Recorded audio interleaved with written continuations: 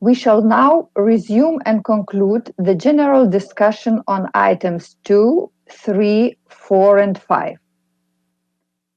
The first speaker for this meeting is the distinguished representative of Sri Lanka.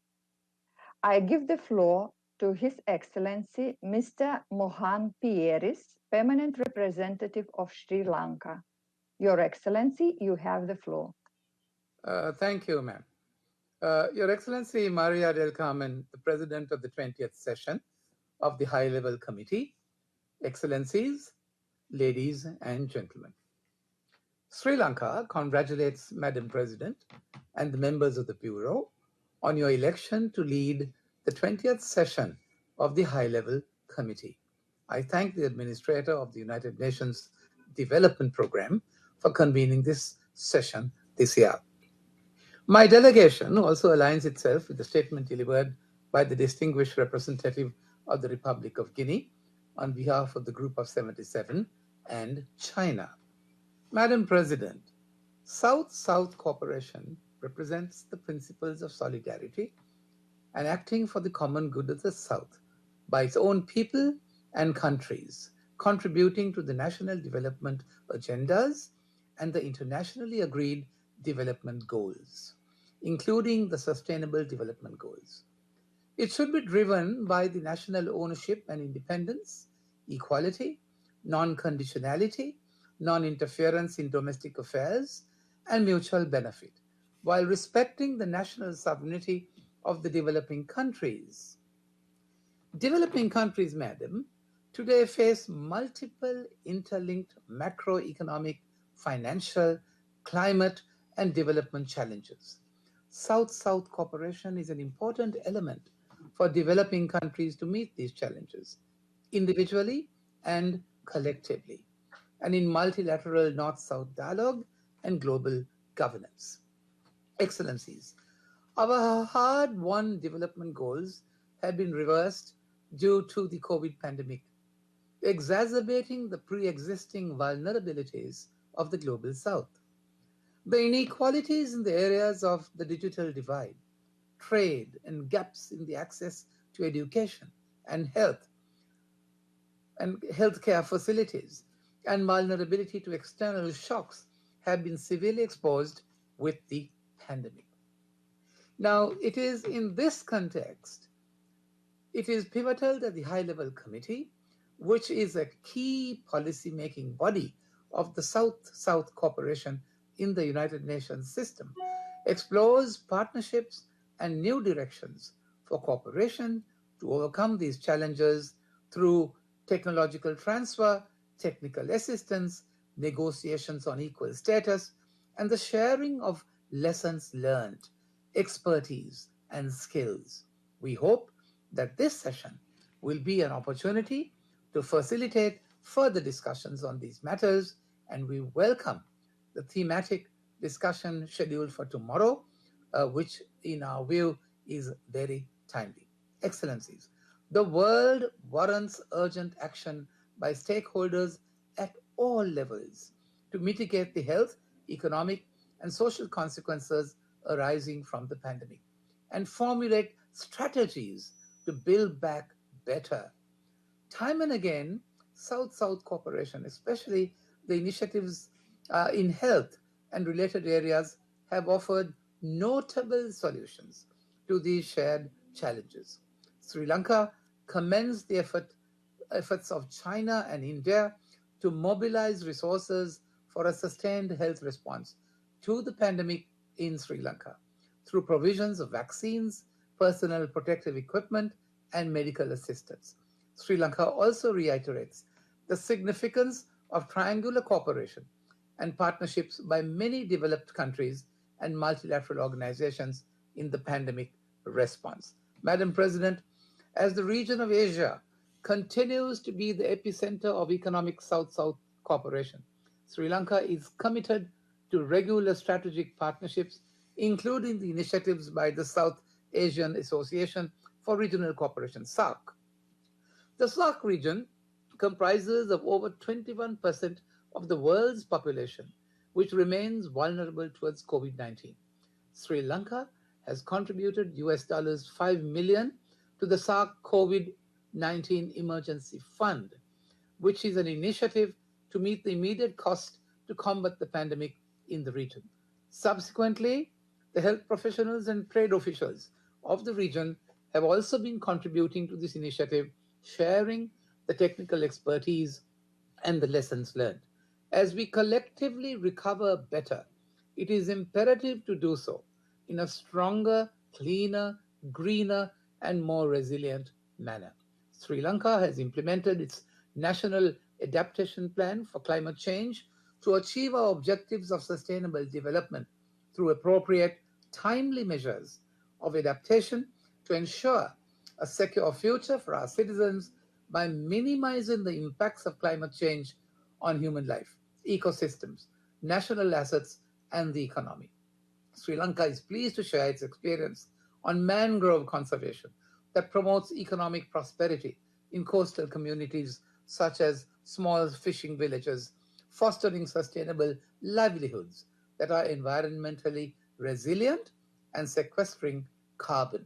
Madam President, finally, Sri Lanka acknowledges the role of the United Nations Office of the South-South Cooperation and the Secretary General's envoy on South-South cooperation. We also believe in the potential of this committee to facilitate and focus on tangible outcomes and their continuous review and monitoring.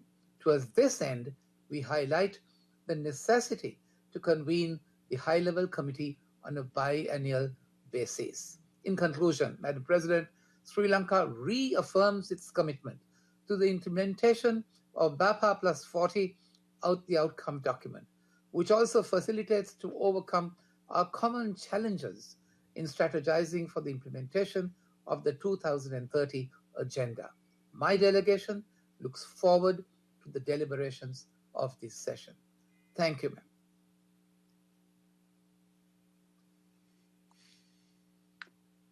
I thank the distinguished representative of Sri Lanka for the statement.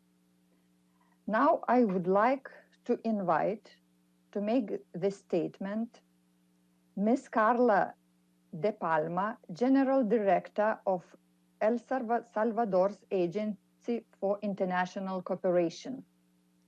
Madam, you have the floor.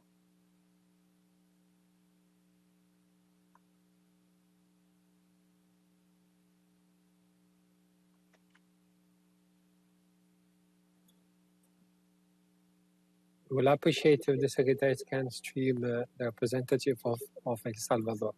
Thank you.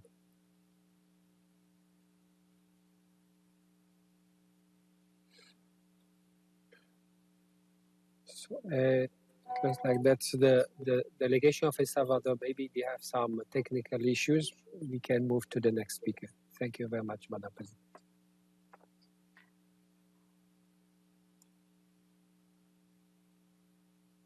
Now I invite to make this statement Mr. Alejandro Mernius, Director General for International Cooperation of the Ministry of Foreign Affairs of Uruguay. Mr. Mernius, you have the floor.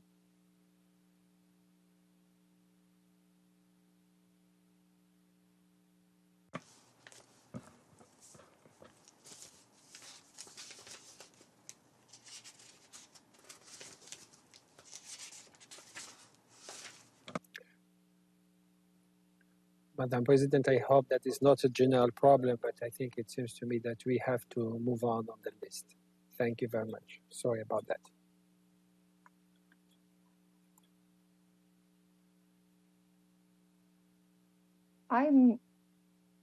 Now I move to the next speaker from the list,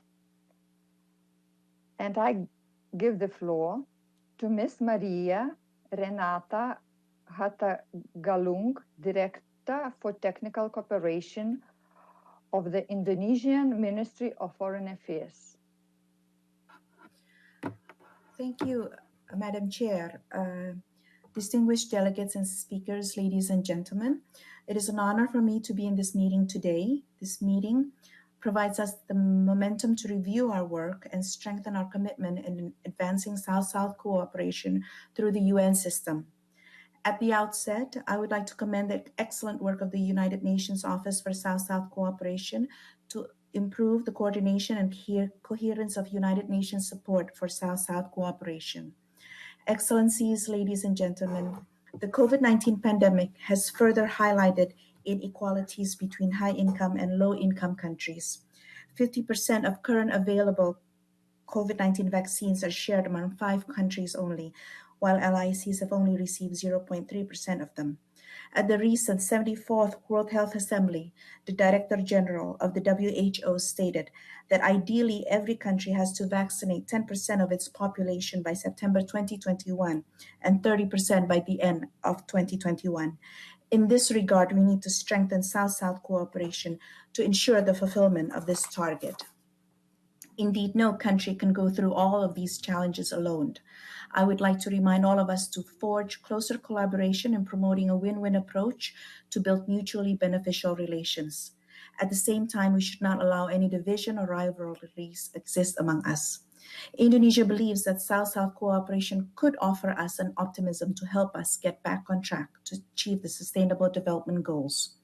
Excellencies, ladies and gentlemen, allow me to share some thoughts on strategies of the Indonesian government to recalibrate and strengthen South-South cooperation program.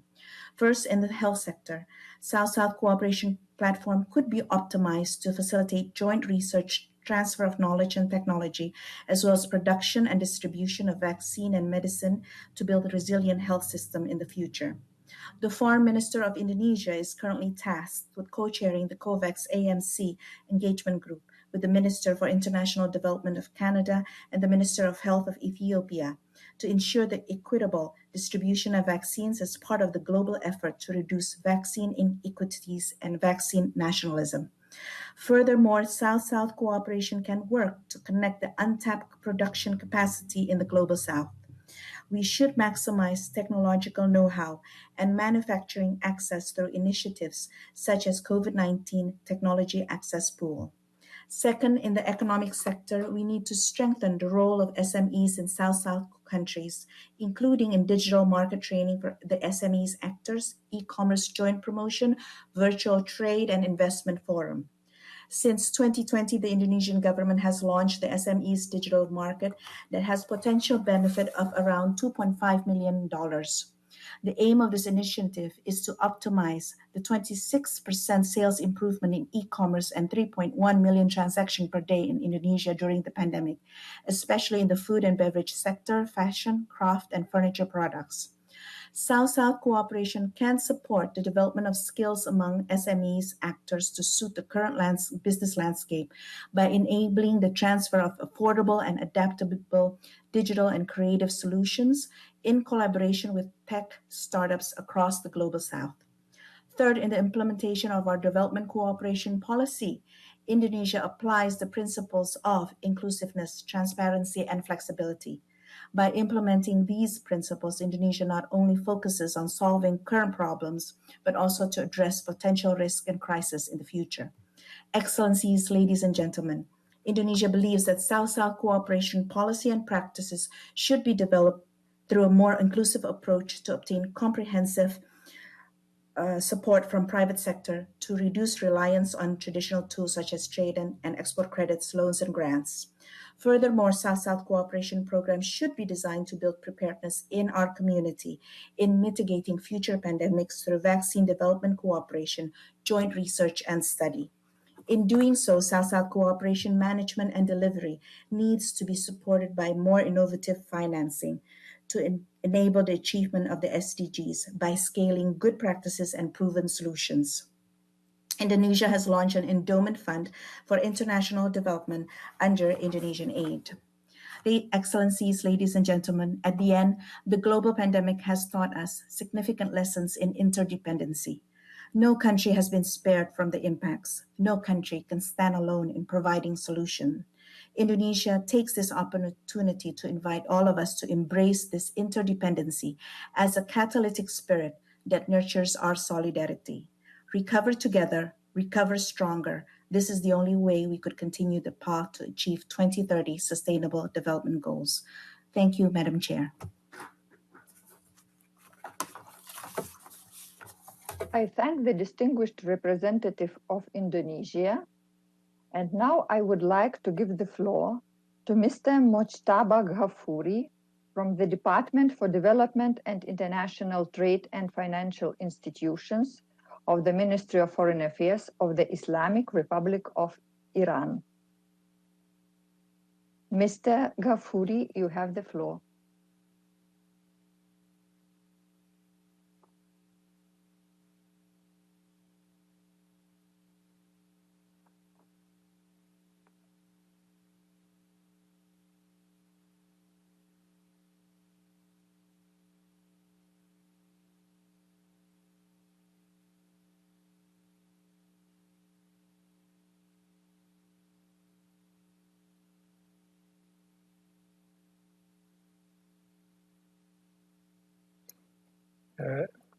Madam President, it's once again there's a technical issue with the streaming.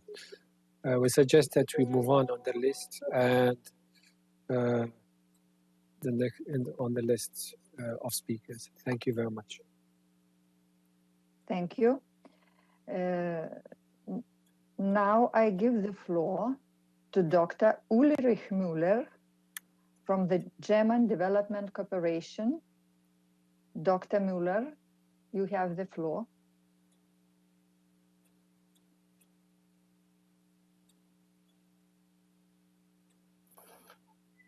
Madam President, Excellencies, and distinguished delegates, congratulations to the newly elected presidency. Germany welcomes the excellent work of the United Nations Office on South-South Cooperation and the United Nations Development Programme, and thanks all persons who contributed to make this possible, this important event, and also for the elaboration of all the documents that have been shared in preparation of this event. The documents show the progress in South-South and triangular cooperation. They show that it is growing in spite of the setbacks through the current pandemic. We are happy that Germany is part of that movement and recognized as one of the most active bilateral DAC donors in triangular cooperation, a role that has been highlighted in many occasions. Triangular cooperation for us is a practical expression of the need for working together worldwide, learn from each other and share knowledge. We are convinced that all countries have something to share, and we are ready to learn ourselves. We also see triangular cooperation as an excellent modality for involving non-governmental stakeholders from private sector, civil society, and academy. An example for this attitude, for this understanding of triangular cooperation has been our side event at Bapa Plus 40 that was co-hosted together with Indonesia and Paraguay. And in that sense, a kind of a small triangular project in itself.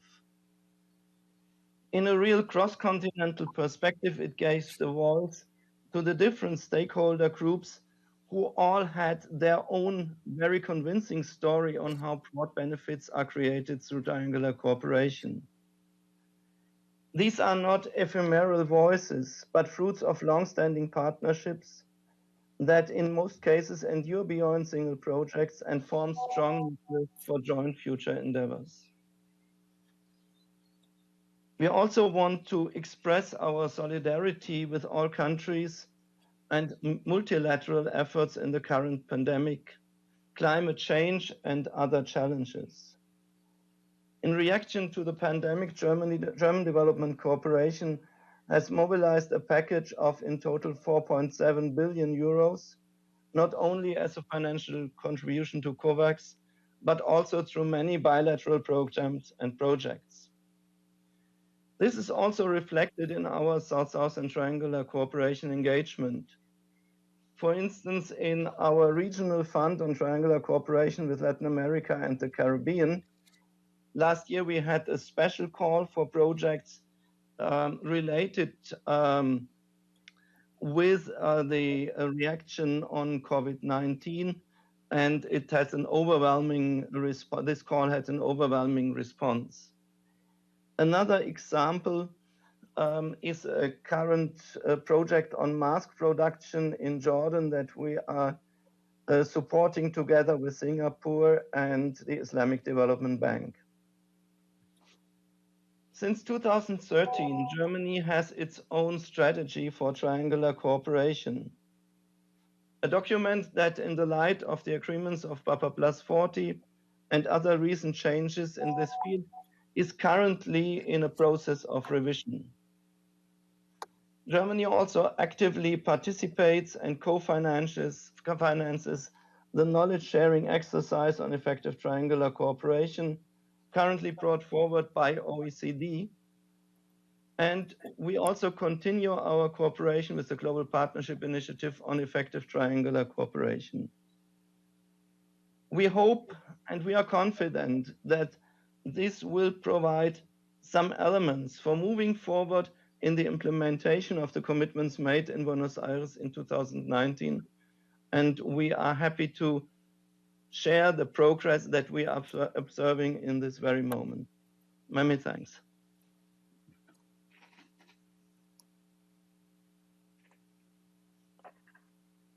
I thank Dr. Müller for his statement.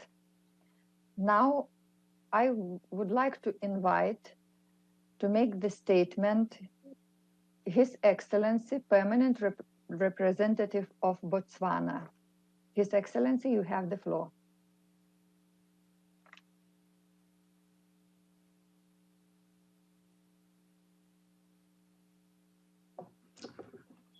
Madam President, Excellencies, distinguished delegates, my delegation aligns itself with the statement delivered by the delegation of the Republic of Guinea on behalf of the Group of 77 and China. At the outset, allow me, Madam President, to congratulate you and the other members of the Bureau for your election to this 20th session of the High-Level Committee on South-South Cooperation. We welcome and support the Nairobi and the Buenos Aires outcome documents of the High-Level United Nations Conference on South-South Cooperation. We further welcome the timely focus of the thematic discussions of this session on accelerating the achievement of the SDGs through effective implementation of the BAPA+40 outcome document while responding to the COVID-19 pandemic and similar global crises, as it affords us the opportunity to take stock of the progress made in the implementation of the BAPA+40 outcome document, while also highlighting the importance of South-South and triangular cooperation in response to the COVID-19 pandemic. Madam President, Botswana, like many other countries, has not been spared by the socio-economic effects of COVID-19. The pandemic came at a time when the country's economy was already facing major challenges, including persistent high unemployment, slow job creation, and high income inequality. There have been significant disruptions to productive capacity and consequent loss of income and revenue in certain key sectors of the economy, such as agriculture, mining, trade, hotels, restaurants, finance, business services, manufacturing, and transport and communications. The pandemic also threatens achievements that Botswana has made in tackling climate change, as we continue to incur considerable costs in addressing challenges of both environmental and economic nature, as various sectors of our economy are under threat. We are therefore grateful that the Climate Adaptation Fund supports developing countries through South-South Cooperation Project, which enables identification and capacitation of national implementing entities.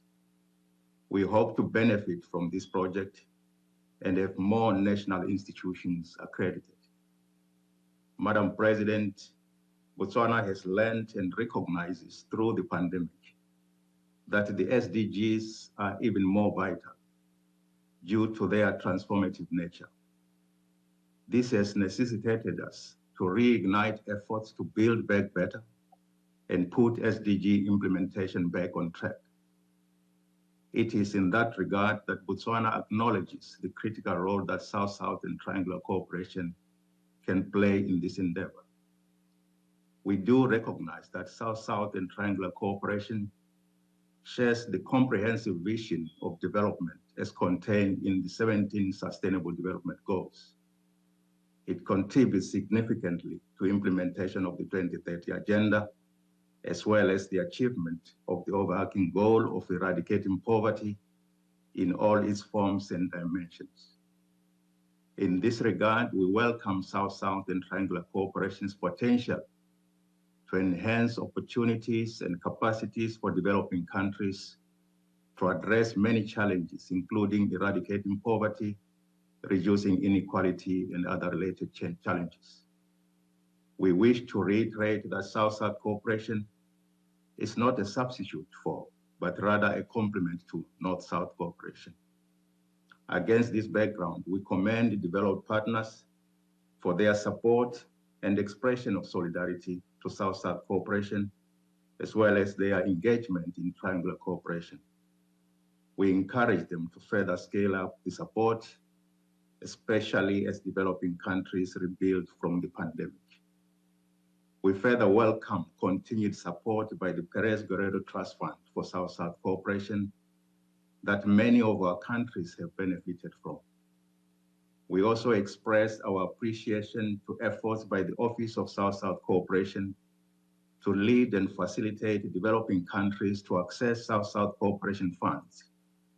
Botswana hopes for a positive consideration to her submission of a project proposal this year on waste sorting in an engineered landfill to the trust fund. Madam President, Botswana remains resolute in her commitment to the implementation of the 2030 Agenda for Sustainable Development, the Buenos Plan of Action. We have since commenced the development of a South-South and Triangular strategy.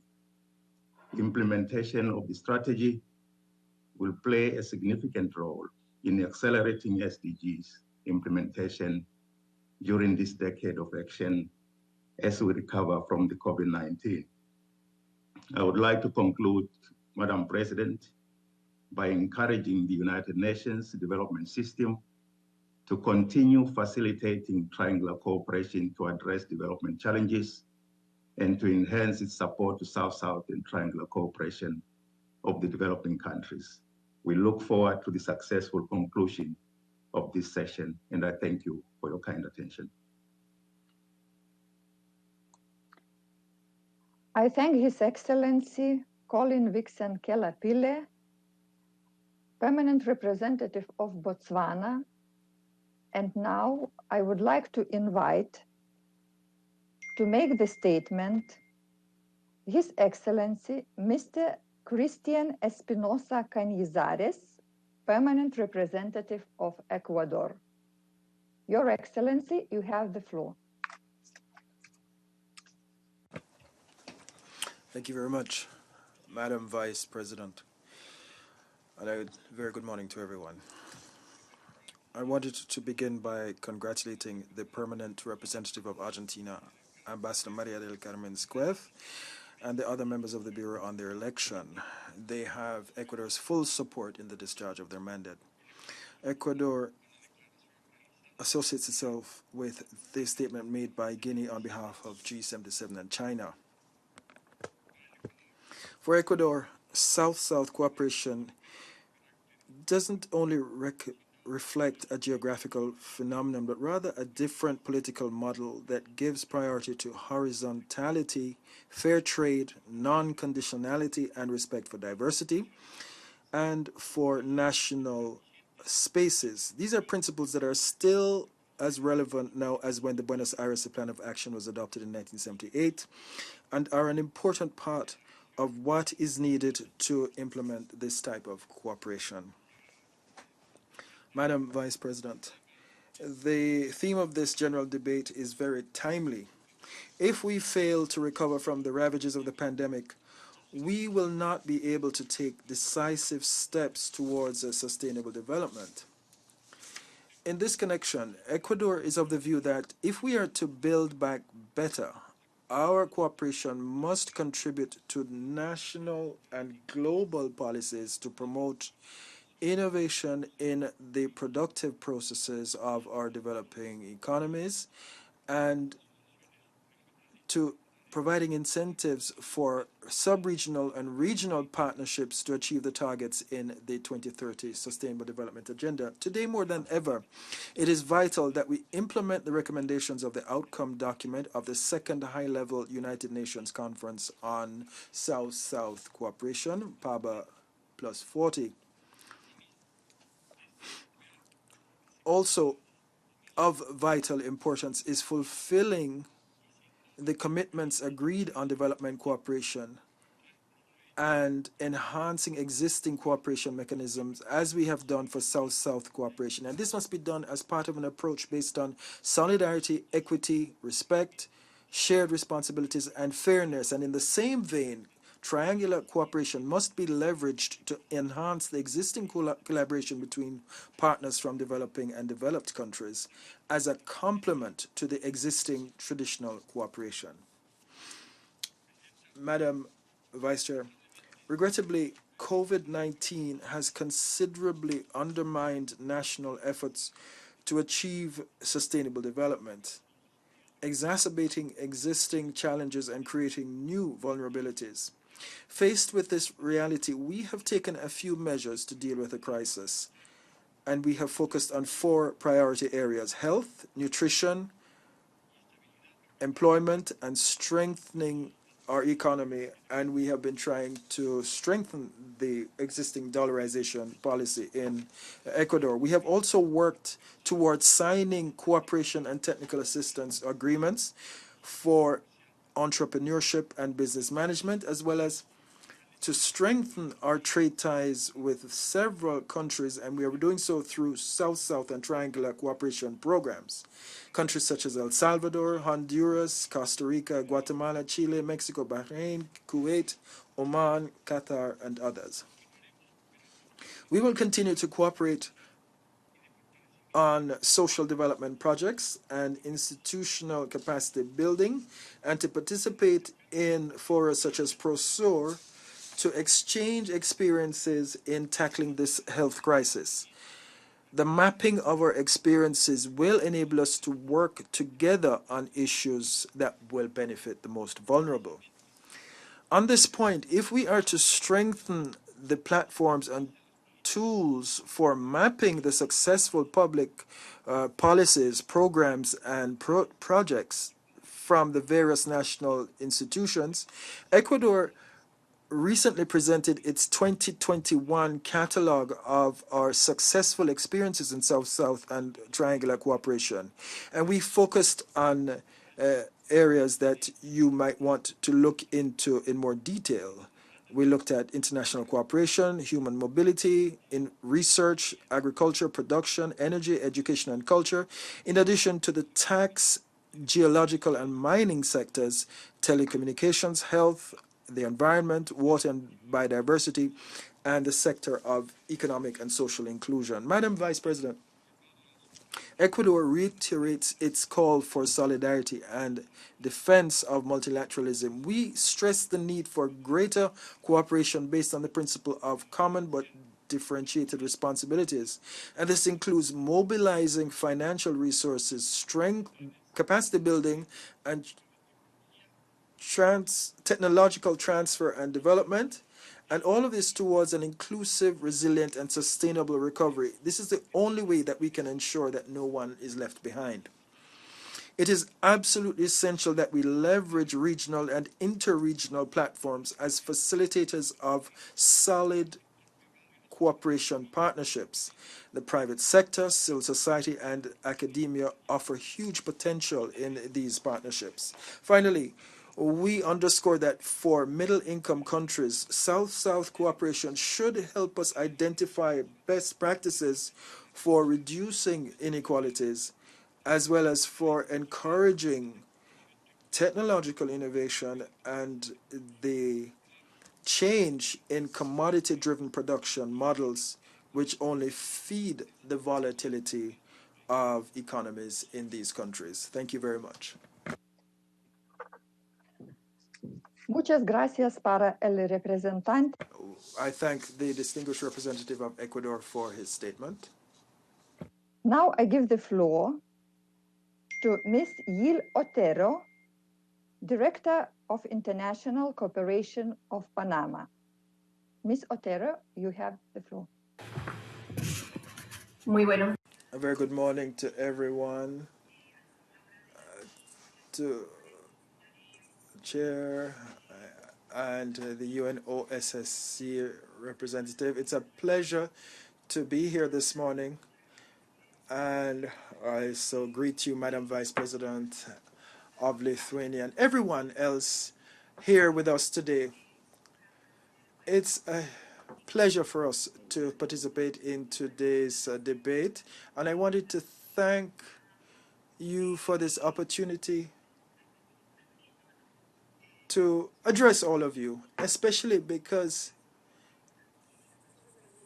this foreign service is responding to the call for international cooperation and to seek to transform our economic sector. And this requires new forms of international cooperation. So from this perspective, from our foreign service perspective, we have been coordinating and pooling our efforts to implement international cooperation here in Panama with projects that are focused on the global agenda to ensure that Panama can also take an active part in South-South cooperation. At this point, we are coming up with our catalog of good practices and experiences so that we can strengthen this dialogue. And it is our hope that we will be able to do so in the next few months and to do so more strongly with the countries from the region and the world. With respect to the SDGs, Panama has shown leadership in seeking to achieve the agenda, and we have established links and pooled our efforts with others that can help us fulfill these SDGs. And we involve all sectors of society. We're also, like other countries, facing the ravages of the COVID-19 pandemic, and there are multiple and many multidimensional effects of this pandemic. We see inequalities that we have to combat, and we have every trust that regional cooperation will help us to overcome this. And we are hoping that this will redound to the benefit of our peoples. In the case of Panama, we have been rolling out a vaccination strategy.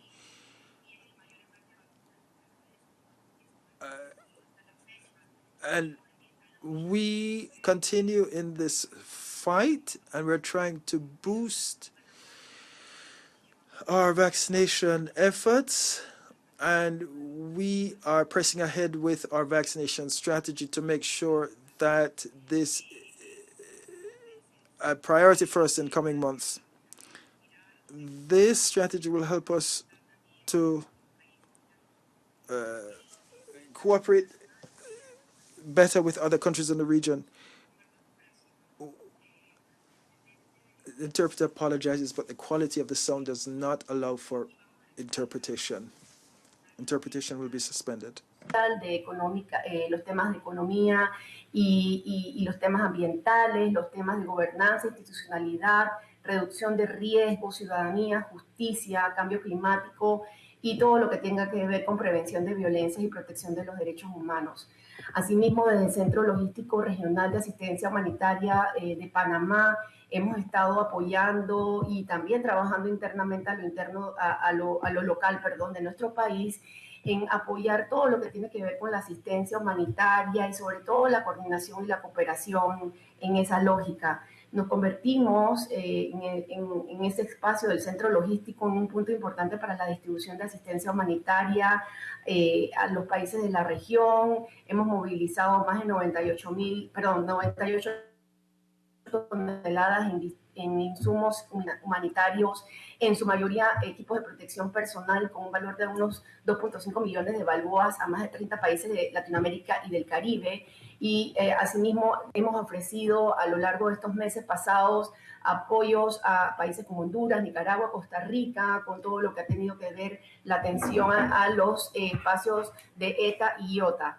Asimismo, estamos realmente impulsando iniciativas de diálogo continuo con todos los países de nuestra región, del mundo también. De hecho, también hemos tenido conversaciones con agencias de Naciones Unidas, siempre buscando fortalecer la cooperación sur-sur, pues creemos firmemente que la cooperación sur-sur, la triangular, destacan como herramienta efectiva de apoyo a la implementación de la Agenda 2030 para el Desarrollo Sostenible, pero sobre todo apoyan a la formulación de políticas públicas que brinden oportunidades a los ciudadanos y reactivan también a sí mismos los sectores más necesitados y más impactados en nuestro país durante esta pandemia.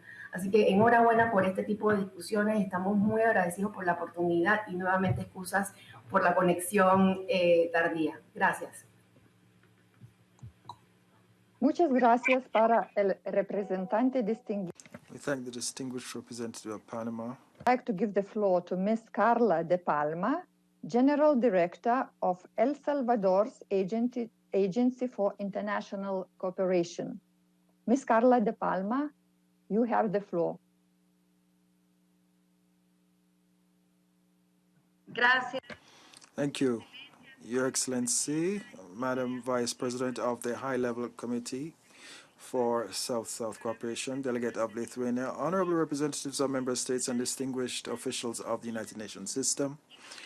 On behalf of the government of the Republic of El Salvador, I wanted to greet you cordially and convey the sincere greetings of President Nayib Bukele, and particularly from myself as well, on the 20th session of the High-Level Committee for South-South Cooperation. I wanted to begin by pointing out that today is testament to the interest of our governments to review progress in the commitments undertaken when we adopted the Buenos Aires Plan of Action at the second high-level United Nations South-South Cooperation Conference, and its important contribution to the roadmap for achieving the 2030 Sustainable Development Agenda. Like other countries, El Salvador is aware of the adverse impacts that have been unleashed on us by the COVID-19 pandemic. It negatively affects the economic and social development of the country. In this connection, and like other countries of the region, El Salvador has had to face the devastating effects of climate change occasioned by the passage last year of the tropical storms Cristobal, Amanda, Eta, and Iota. They had a severe impact on our country, especially sectors and populations that are particularly vulnerable. Despite the challenges, our government successfully and effectively handled the COVID-19 pandemic and has been doing so. And we are doing so through developing a comprehensive response strategy, which made us a benchmark country in managing this health crisis. We promoted economic and social recovery actions using a holistic approach and developing a raft of intersectoral policies which enabled us to tackle the pandemic in its various phases. Our strategic partners have been and continue to be of great importance to us through their various cooperation modalities. Madam Vice Chair, I wanted to take advantage of today's meeting to say that our government understands the importance of international cooperation for our country, and therefore, since June 2020, we have set up our Agency for International Cooperation. This is a new entity which reports to the Office of the President and in coordination with the Ministry of Foreign Affairs has been spearheading the process of managing and implementing international cooperation for El Salvador. As one of the world's 15 countries pursuing accelerated implementation of the SDGs, El Salvador is taking decisive steps to modernize our state apparatus so that we continue responding to the demands of sustainable development. And we have created the National Council for Sustainable Development, which ensures that we can monitor the various initiatives that have been set up under the 2030 Agenda and which are being rolled out nationally, regionally, and internationally. This has been a chance for us to reaffirm our commitment to South-South cooperation and all the principles underpinning it. But we're also here to highlight the immense potential that this modality offers us. For us, South-South and triangular cooperation are an opportunity to undertake joint actions which can lead to concrete benefits for our peoples, considering that both modalities can help us achieve extraordinary results from job creation to strengthening our institutions and public policies. We can enhance health, education, culture, infrastructure, and technology transfer, and our capacity to respond to natural disasters and emergency situations. It's important that we underscore that both modalities are complementary to North-South cooperation, but they do not substitute it. They do not replace it. Hence the relevance for developed countries to redouble efforts to deliver on their commitments to give 0.7% of their GDP per capita to developing countries, including MICs. Finally, I wanted to pay a special tribute to the United Nations Office for South-South Cooperation for their hard work since they were founded in 1974. And during this period, they promoted important processes to promote South-South and triangular cooperation in developing countries. I therefore wish to encourage the United Nations Office to strengthen its support for initiatives to assist developing countries, especially those in middle-income countries such as El Salvador. Thank you very much. Yo agradezco a la I thank the representative of El Salvador, to Mr. Alejandro Mernius, Director General for International Cooperation of the Ministry of Foreign Affairs of Uruguay. Mr. Mernius, you have the floor. Thank you very much, Madam President, distinguished delegates. Good morning, everybody. It is an honor to have the opportunity to address this forum on behalf of my country. Due to the current situation caused by the COVID-19 pandemic, all countries are facing socioeconomic challenges of great magnitude, and all countries have had to implement different measures in order to beat the most negative effects of the pandemic, especially those that deepen social gaps and divide our societies. In this sense, the timing of this committee is perfect, as South-South cooperation is a key component of the global efforts that must be made. Uruguay wants to underline that the path to overcome this pandemic and its negative effects is only through cooperation and collaborative work. United Nations and its agencies have a significant role to play in this regard. We must acknowledge the significant impact that the current situation has had in our economies and societies, in many cases representing a step backwards in achieving the Sustainable Development Goals. Uruguay supports the draft decision that is going to be approved, reaffirming the commitments made in the Buenos Aires Plan of Action +40 and in the Nairobi Outcome document, as well as in the 2030 Agenda. South-South cooperation is of paramount importance to us as an important element of international cooperation for sustainable development, but stressing also that it must be considered a complement to and not a substitute for North-South cooperation. Furthermore, the pandemic has shown the vulnerability of development processes and the need to maintain flows of traditional cooperation. It is our view that income levels must not be the only criteria used to exclude countries from accessing official development assistance. Our countries certainly can and are working together within the framework of South-South cooperation, sharing successful experiences and good practices, but we still need traditional cooperation to overcome some major issues and attend structural inequalities.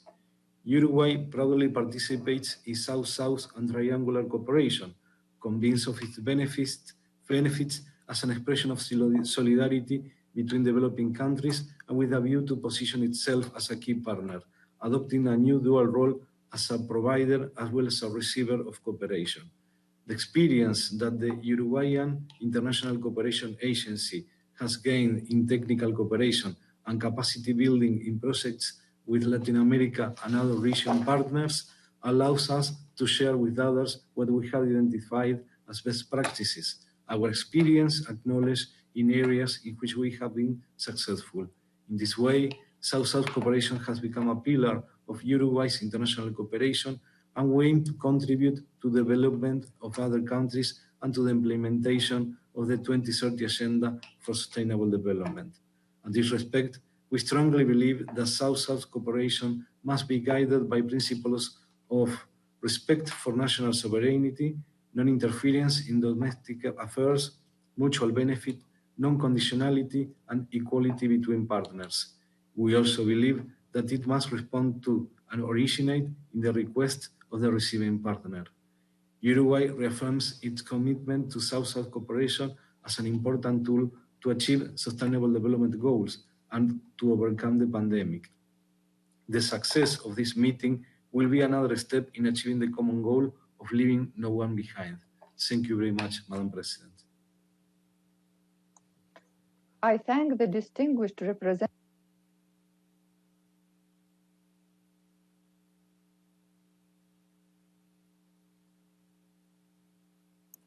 Excellencies, distinguished delegate, sorry for this. Yes. Excuse me, please, for the streaming problems. I thank the distinguished representative of Uruguay. The next speaker on my list is the distinguished representative of China. I give the floor to Mr. Shen Xiaokai, Minister Counselor of the Permanent Mission of China. Mr. Shen Xiaokai, you have the floor.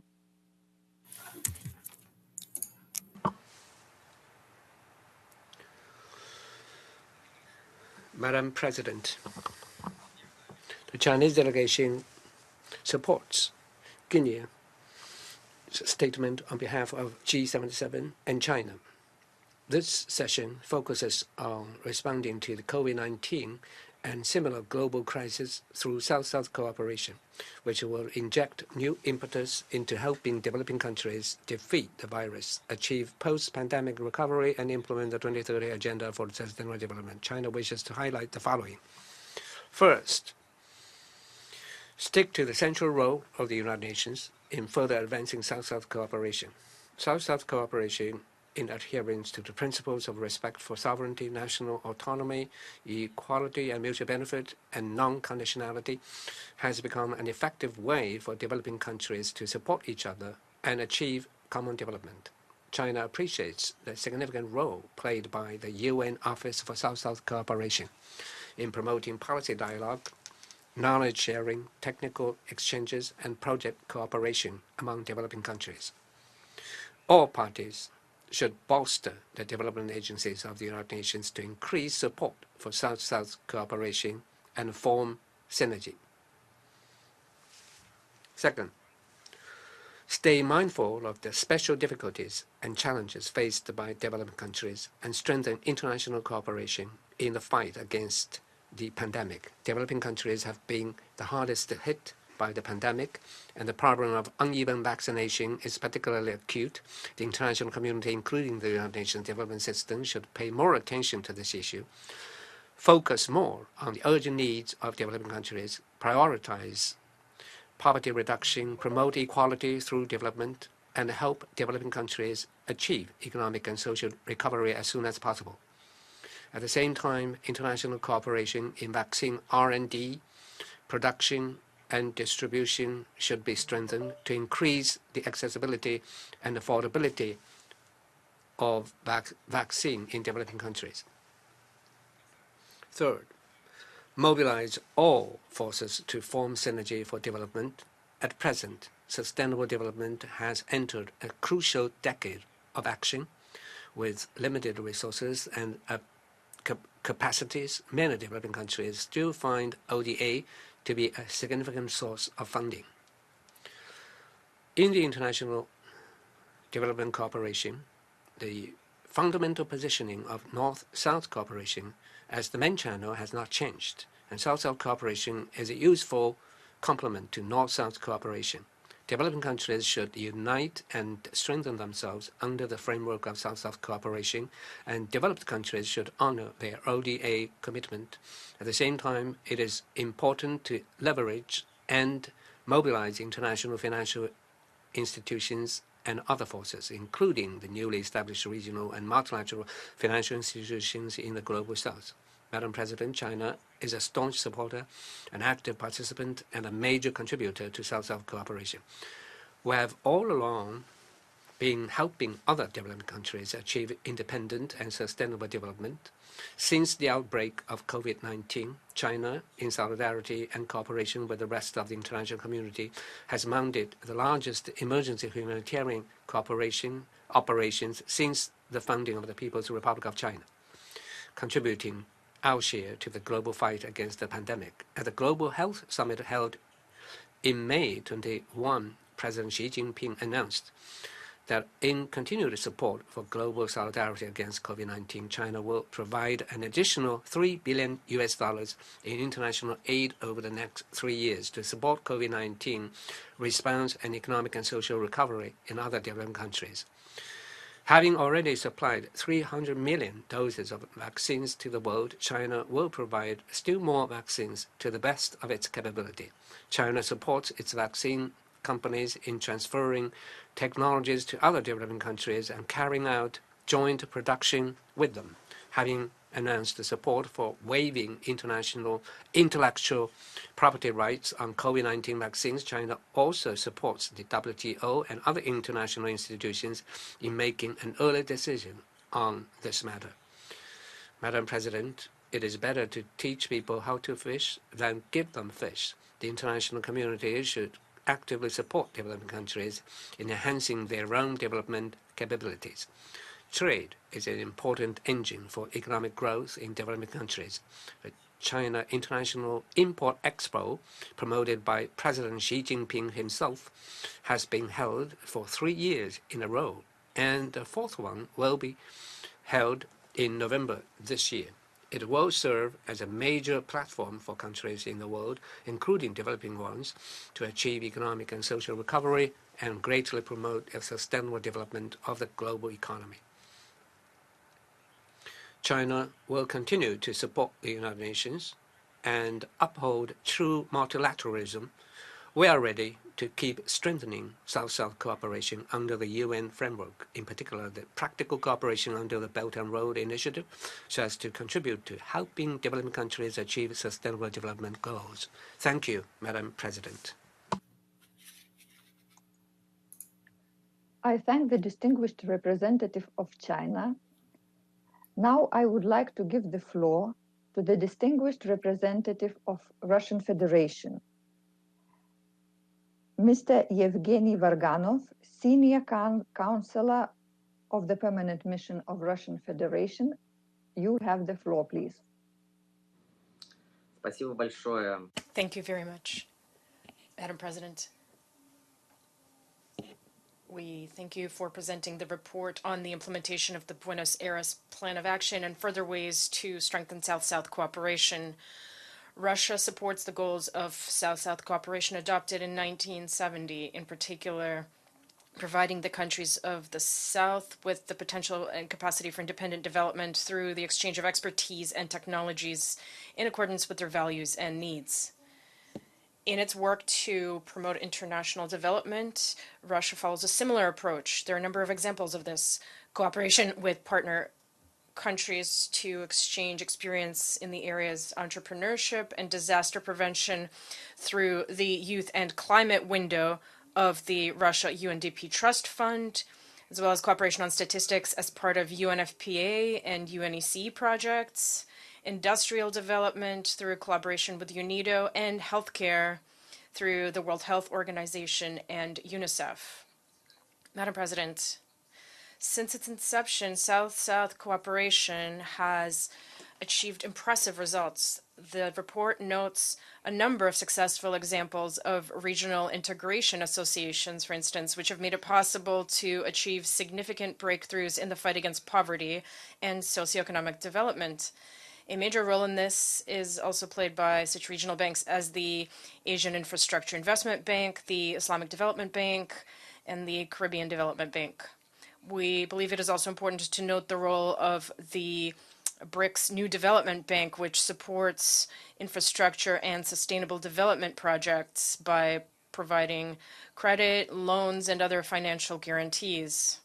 Since its establishment in 2016, the bank has supported an impressive number of projects in the area of transportation, environmental protection, infrastructure, and public health. For instance, programs to combat the COVID-19 pandemic in Brazil, India, and South Africa, amounting to $1 billion each. Thanks to their economic potential, the countries of the South are becoming key centers of global growth and are playing an increasingly active role in international relations. South-South cooperation helps countries to coordinate development policies and strategies, and it is important that this mechanism, as well as that of triangular cooperation, is becoming increasingly established at the national, regional, and global levels.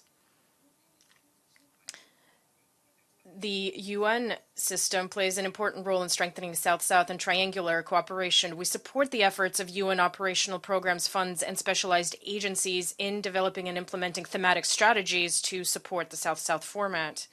Madam President, South-South cooperation has become an important cooperation mechanism in the fight against the COVID-19 pandemic. We have noted the examples of triangular cooperation in this regard provided in the report. We can also cite a number of examples when it comes to Russia. For instance, Russia was one of the countries that supplied vaccines to Serbia, which in turn sent them to Bosnia and Herzegovina, North Macedonia, and Montenegro. Russia intends to continue providing support to countries of the South in accordance with the Russian Federation's policy framework for sustainable development and international development assistance. Thank you.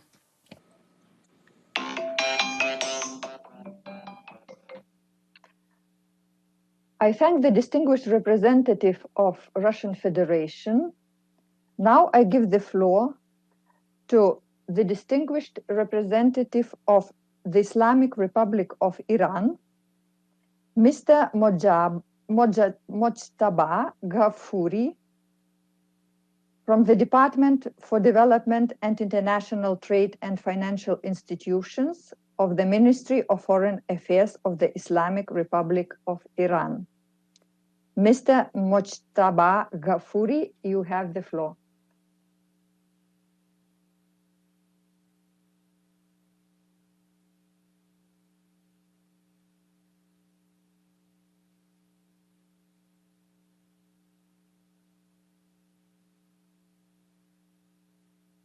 We will appreciate if the Secretariat can stream Mr. Ghafouri from the delegation of Iran. Thank you very much.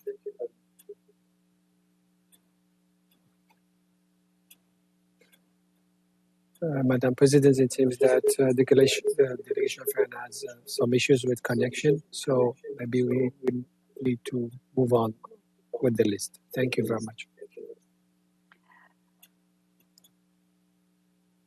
The next speaker on my list is Dr.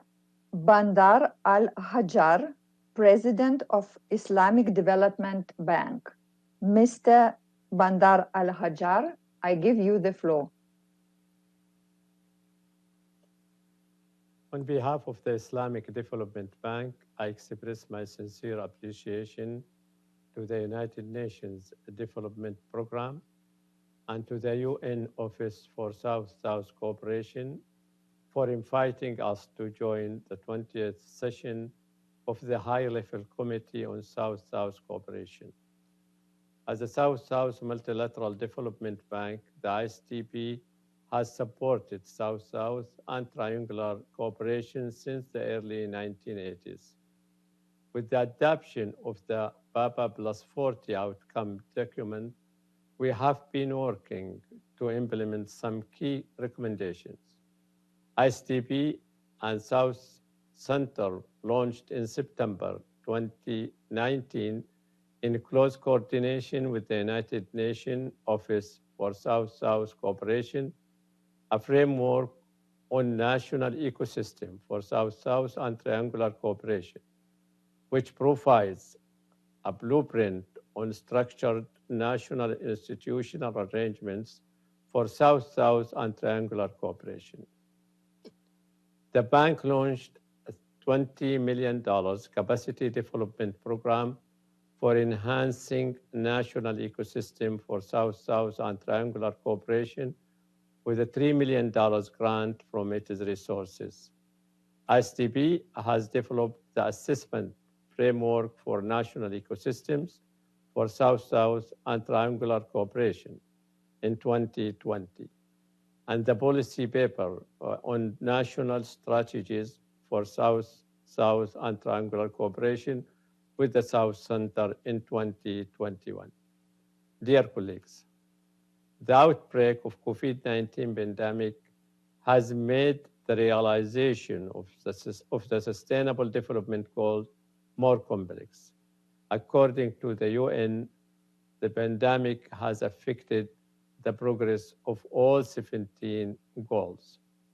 Despite challenges, we have partnered with many member countries to boost South-South cooperation, to exchange experiences and resources through our reverse linkage modality.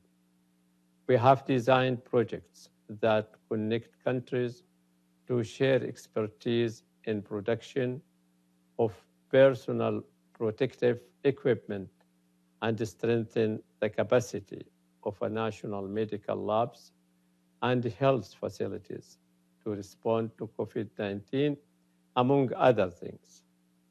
Dear guests, the lessons learned from the pandemic allow us to strengthen the resilience and preparedness of the countries from the global South and North and help us anticipate future crises. Another point is the importance of bridging the digital divide by channeling development financing to enhance information technology and communication infrastructure in the global South. We should explore the opportunity offered by various Islamic financial mechanisms and tools. At this juncture, we propose the need to scale up the use of endowment or awqaf in Islamic finance as a means to channel revenues from investment towards South-South cooperation. We are ready to offer our expertise in this area. We reiterate our commitment to working with all stakeholders as one family, united in purpose and ready to achieve the recommendations of BABA Plus 40.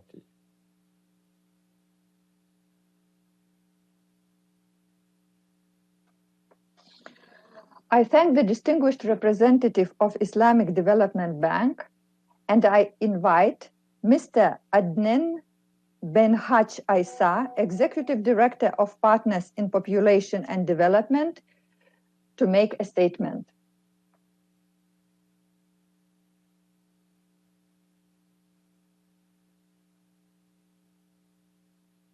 You hear me? Yes. Good. Madam Chair, Excellencies, distinguished delegates, ladies and gentlemen, I wish to begin by expressing on behalf of the Member States of Partners in Population and Development, PPD, my sincere congratulations to Her Excellency Ms. Maria del Carmen Square, Permanent Representative of Argentina to the UN and Chair of the current 20th session of the United Nations High-Level Committee on South-South Cooperation. And also, I wish to congratulate you, Madam the Vice Chair. Madam the Vice Chair, this session is held during the unprecedented COVID-19 pandemic, affecting global economy, challenging all national health systems, and imposing the new normal.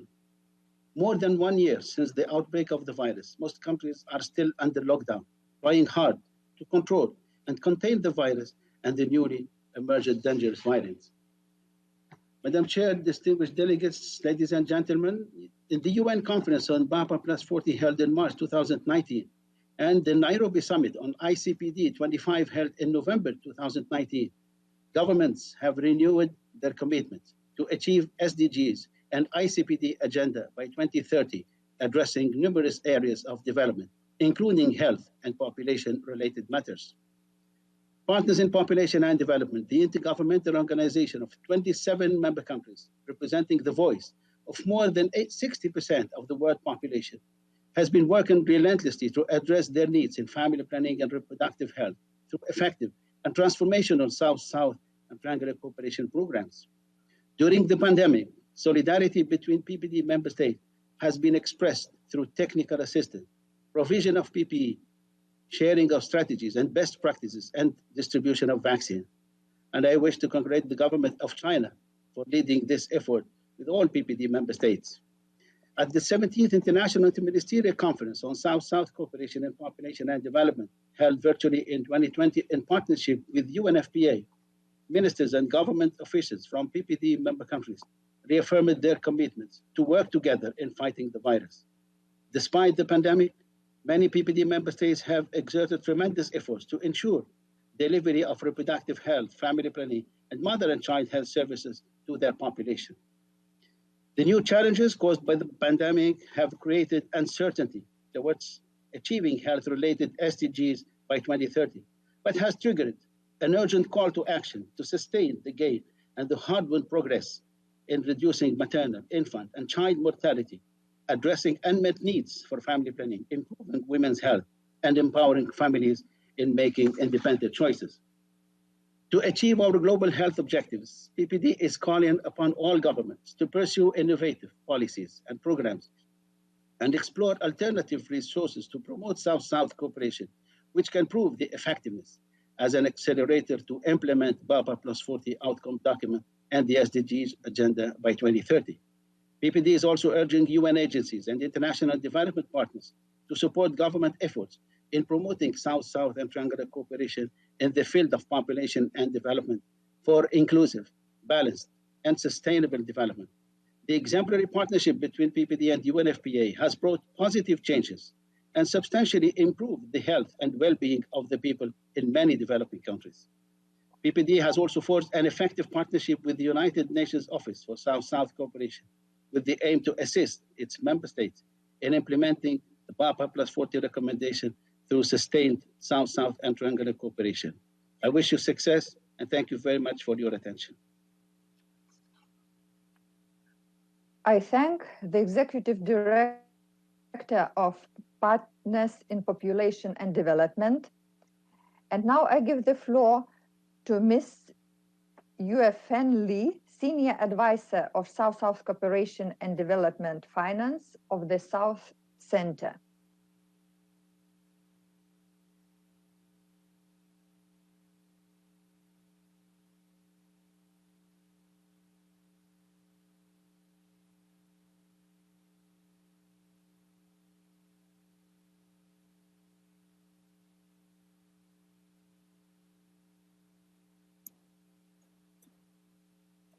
We would appreciate if the Secretariat can stream the representative of the South Center.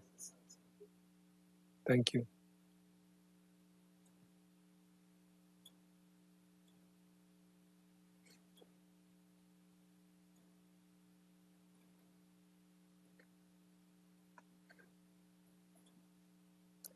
Madam President, it seems once again we have some issue of connectivity, so if we can move on with the list. Thank you.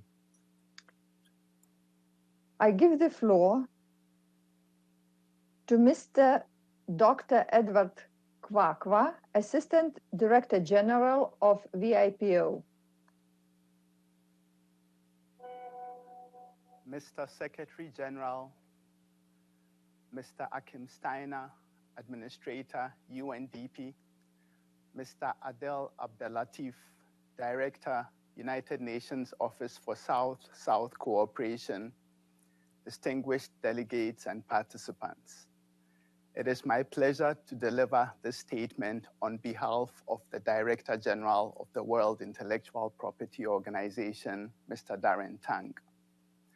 WIPO, as a specialized agency of the United Nations, is dedicated to fostering a world where innovation and creativity from anywhere are supported by intellectual property for the good of everyone. Innovation and creativity have vital roles to play in realizing the Sustainable Development Goals in all countries, including in the South. In the realm of innovation and creativity as elsewhere, we in WIPO recognize that developing countries often share common views and face common challenges. As such, it remains of vital importance to harness and enhance South-South cooperation on innovation and creativity to realize the full development potential of countries. WIPO has a long history of engagement with South-South cooperation, whether it be utilizing the expertise of the South in our intellectual property training programs, or connecting those developing countries that have crafted and implemented national intellectual property policies with those that wish to do so, to mention but two of numerous examples. However, I want to use these brief comments to look ahead. In October last year, a new administration commenced work with the election of the Director General for his first term. With this change has come a reorientation of WIPO's focus. We are committed to reinforcing the potential of intellectual property as a tool for growth and development. This means explaining the importance of intellectual property in practical terms. This also means identifying and engaging with the many actors in innovation and creativity ecosystems. Finally, it means articulating and implementing projects over time that have real and measurable impact on the ground. There is much resonance with the direction of WIPO in the Buenos Aires outcome document of the second high-level conference on South-South cooperation. These outcomes emphasize the importance of inclusive partnerships, including public-private.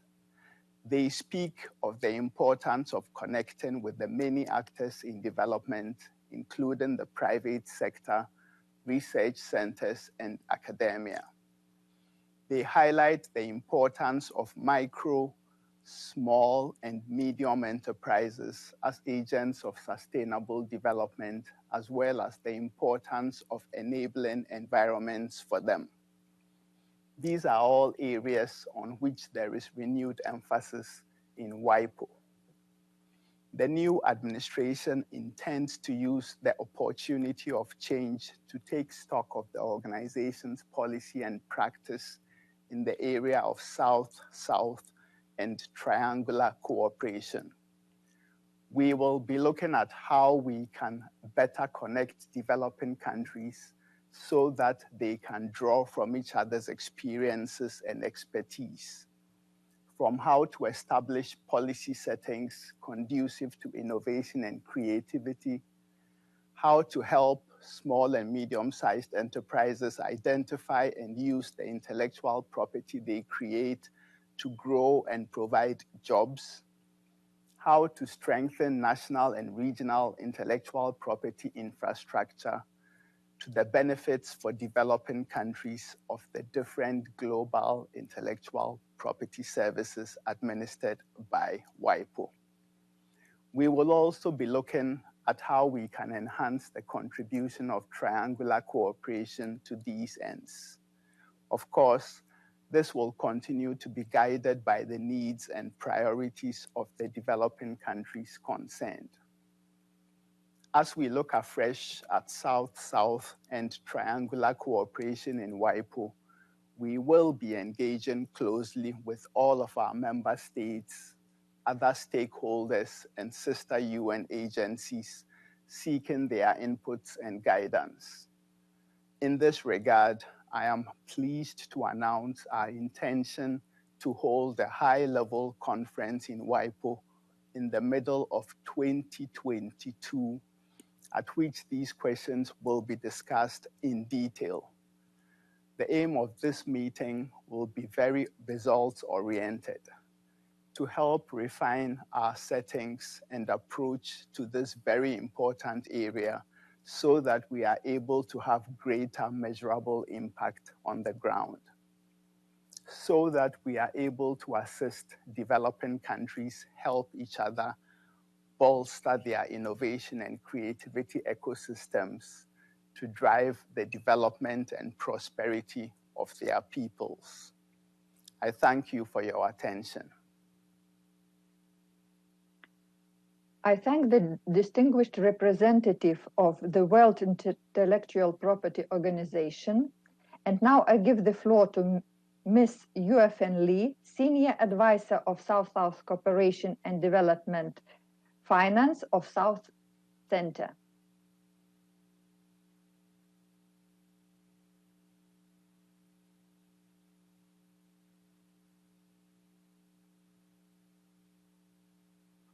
Can you hear me?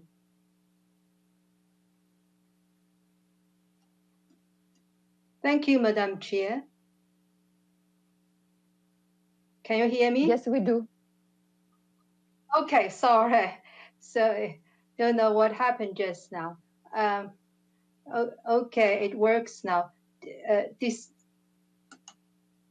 Excellencies, distinguished delegates, ladies and gentlemen, I apologize for what happened just now. I don't know what happened anyway. I also apologize that the Executive Director of the South Center, Dr. Carlos Correa, is in another meeting.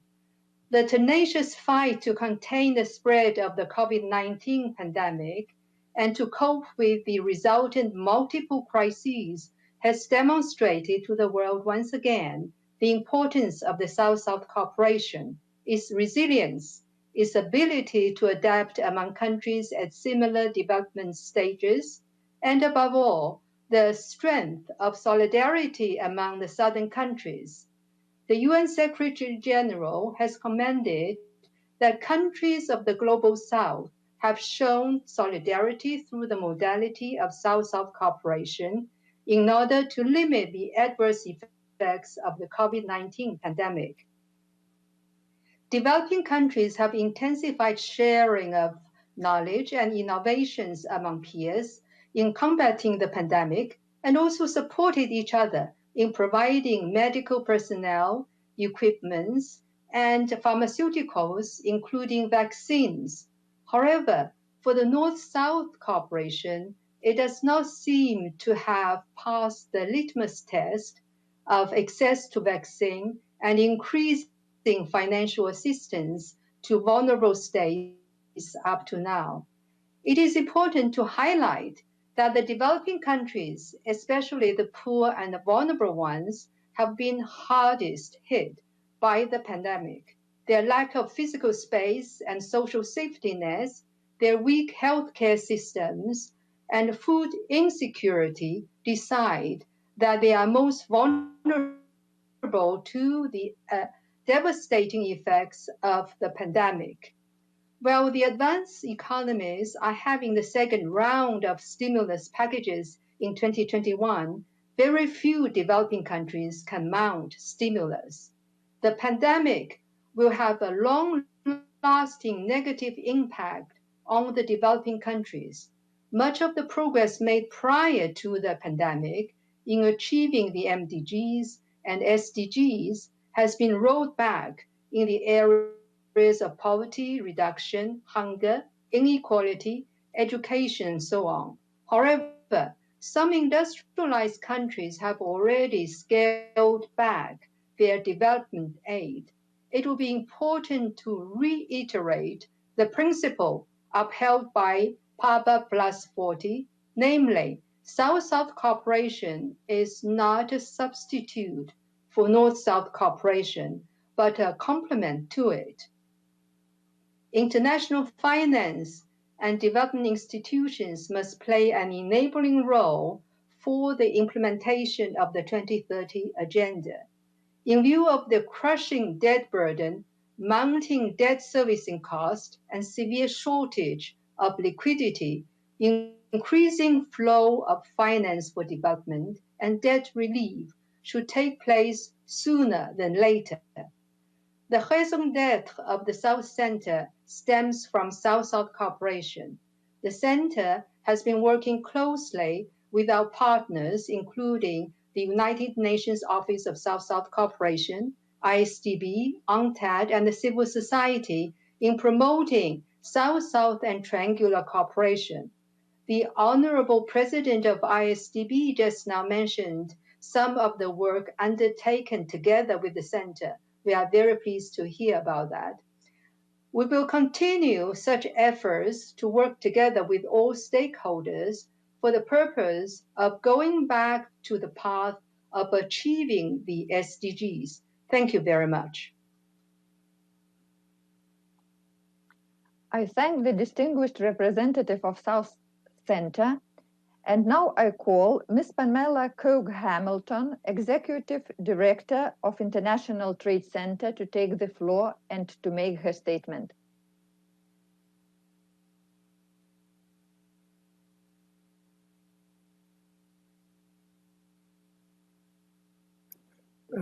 Madam President, if you allow me, it seems that there was a change in regarding the speaker from the International Trade Center. It's Mr. Ashish Shah, Director of Country Programs. Thank you very much. Mr. Ashish Shah, you have the floor. Thank you, Madam President. Good morning, distinguished delegates, ladies and gentlemen. I am indeed speaking on behalf of our Executive Director, Pamela Cogue-Hamilton. I just want to begin by saying that the discussions we are having this week at the High-Level Committee on South-South Cooperation are happening at the same time that many countries around the world are moving to reopen their borders and move to a new normal. At the same time, we see many economies, especially in the Global South, posting vaccination rates of under 5% of their population, with rising unemployment and insecurity. COVID-19 has exacerbated inequalities, and the United Nations family has a critical role to play in supporting an inclusive recovery, which helps to build forward better. South-South cooperation will clearly be an important pillar to support global efforts to rebuild, innovate, and foster resilience to future shocks, particularly in the Global South. In 2020, trade between developing countries fell faster on average as compared to trade with and between developed countries. This implies that the pandemic had a disproportionately adverse impact on South-South trade and the value chains that connect them. However, there is good news in the horizon. ITC's Trade Briefs series, which was launched yesterday, shows that trade recovery is picking up speed across all sectors, all regions, and groups of countries. Developing countries' exports grew by 34% in March 2021 as compared to a year earlier, which is a very encouraging sign, with Africa leading the way. However, over 200 COVID-19 related trade measures remain in place that can restrict the flow of trade, many of which are impacting the Global South's access to life-saving vaccines and other medical supplies. These measures were meant to be temporary, and ITC calls on all countries to look carefully at the policies put in place to ensure that they do not inadvertently have negative impacts on the recovery of developing countries, especially on LDCs, LLDCs, SIDS, fragile states, and sub-Saharan Africa. Against the backdrop of the COVID-19 crisis, ITC has redefined its strategy to promote South-South trade and investment as a necessary ingredient for the post-pandemic recovery. In October 2020, ITC and the UN OSSC jointly launched a methodology for designing South-South trade and investment programs as a global public good. The methodology is a useful tool for governments and trade and investment support institutions to design and implement initiatives to promote South-South trade and investment. ITC has also put together a compendium of lessons learned in promoting trade and investment between India and East Africa, which can be useful in designing more focused trade and investment initiatives in the Global South. We firmly believe in the transformational impact of South-South and triangular cooperation. With falling ODA and aid for trade flows, South-South and triangular cooperation has the potential to bridge this shortfall and drive technology transfer and inclusive economic growth in the Global South. We wish to highlight in particular that the transfer of good climate, smart agricultural practices, and digital technologies can play a transformative role in building forward better in the Global South. In closing, I reaffirm ITC's commitment to South-South cooperation initiatives through advocacy, thought leadership, and targeted fit-for-purpose technical assistance to drive the achievement of the BAPA Plus 40 outcomes and the 2030 Agenda for Sustainable Development at large. I thank you very much. I thank the distinguished representative of International Trade Center. The next speaker on the list is Ms. Doreen Bogdan-Martin, Director of Telecommunication Development Bureau of International Telecommunication Union.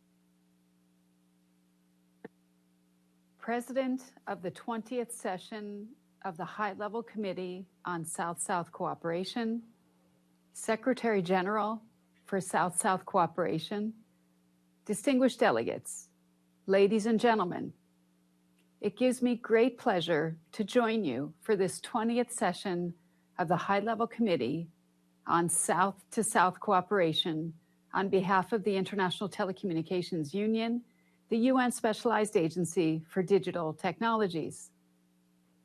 Over the past 15 months, digital platforms and services have been absolutely critical to keeping us connected to work, education, and loved ones. Yet, not everyone has been so lucky. The pandemic has dramatically amplified social, economic, and digital inequalities and forced us to face the harsh reality of what it really means to be unconnected. So let us never forget that almost half of the world's population still have never, ever been online, and that hundreds of millions more, mostly living in the Global South, struggle with connectivity that is too costly, too slow, or simply too hard to access to play any meaningful role in improving their lives. For me, this is a tragic missed opportunity because it is here in the world's most disadvantaged communities that digital can have its most powerful transformational effect. Universal digital connectivity is the vital catalyst that can dramatically change the global development picture and propel us forward in our efforts to reach our 17 SDGs. ITU's commitment to connecting the world spans a great many activities. We work with our private sector, a membership of over 800 of the world's leading network operators, hardware manufacturers, software developers, and digital platforms to extend access to networks and services to rural, remote, and marginalized communities. We work with the global regulatory community through flagship events like our Global Symposium for Regulators to help countries put in place the enabling policies and frameworks that stimulate investment and growth of digital services. And we collaborate with many of our sister agencies on digital initiatives, from our Be Healthy, Be Mobile program with WHO, which is now operational in 11 countries across Africa, the Americas, Asia Pacific, and Europe, to our ambitious GIGA Universal School Connectivity Initiative with UNICEF, which has already connected its first 2,800 schools, and our partnership with the United Nations Office for South-South Cooperation on innovative digital solutions to help countries in the Global South deal with the cascading effects of the COVID pandemic, to capacity building initiatives like our new joint facility with UNDP, and our youth employment activities with ILO, to work to promote gender equitable access to technology through partnerships such as Equals, our global partnership with UN Women, the ITC, and others. The Buenos Aires Action Plan Plus 40 review in 2019 recognized the enormous development potential of technologies, from mobile phones and the Internet of Things to AI, big data, and emerging innovations. And UN Secretary General Guterres has urged us to use this crisis to build back better. So let's go one step further and build back better with broadband. There can be no doubt that the new normal for our post-COVID world will be digital. That's why affordable broadband for all must become one of our very top priorities. In our post-pandemic world, leaving no one behind must mean leaving no one offline. Thank you very much. I thank the distinguished representative of International Telecommunication Union, and now I would like to ask the Secretariat to try to connect us with the distinguished representative from the Islamic Republic of Iran.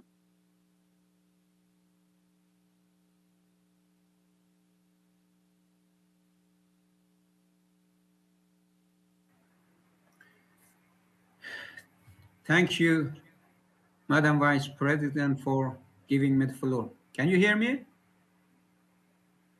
Yes, we do. Bismillah ar-Rahman ar-Rahim. Madam Vice President, at the outset, I would like to seize the opportunity on behalf of my government to express deep gratitude and warmly thank for organizing this significant meeting.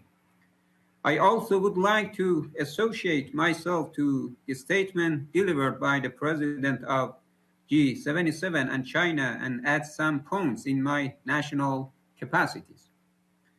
Madam Vice President, South-South cooperation, despite many obstacles, has demonstrated strong leadership throughout these years and proved that international cooperation is the only way to address our shared challenges. The Islamic Republic of Iran highly values the key function that the South-South cooperation could play in achieving sustainable development goals and full realization of nations' potentialities across the globe, particularly for developing and less developed countries. Islamic Republic of Iran is of the view that the international crisis cannot be defeated without the joint efforts of all countries under the auspices of multilateralism, collaboration, and solidarity. Madam Vice President, regarding the necessity of a comprehensive global response to the COVID-19 pandemic, we all need to tackle and pay due attention to impediments impairing national and international endeavors. In this respect, the unilateral coercive measures which infringe the fundamental principle of international law and principles set forth in the Charter of the United Nations are the most pressing challenges and hindrances in ensuring effective international mechanism in addressing the pandemic. These unlawful measures also deny nations of their inherent human rights, deprive government of essential means for sustainable development, and hinders global solidarity in this area. to tackle these afflictions when the aggressive unilateralism is suffocating the global response to the pandemic more than ever. A renewed commitment to multilateralism is much more needed.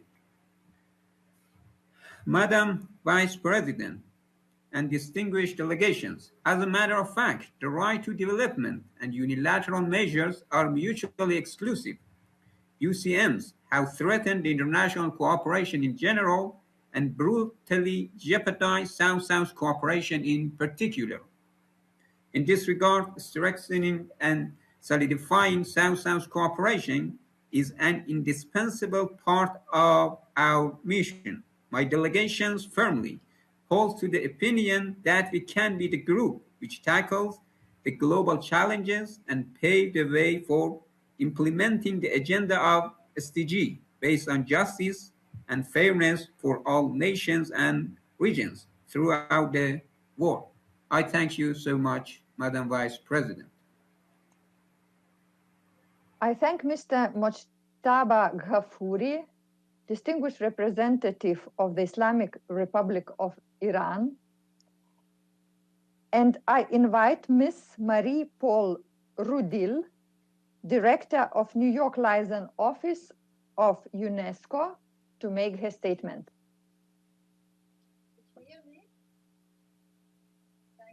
Thank you, Madam President.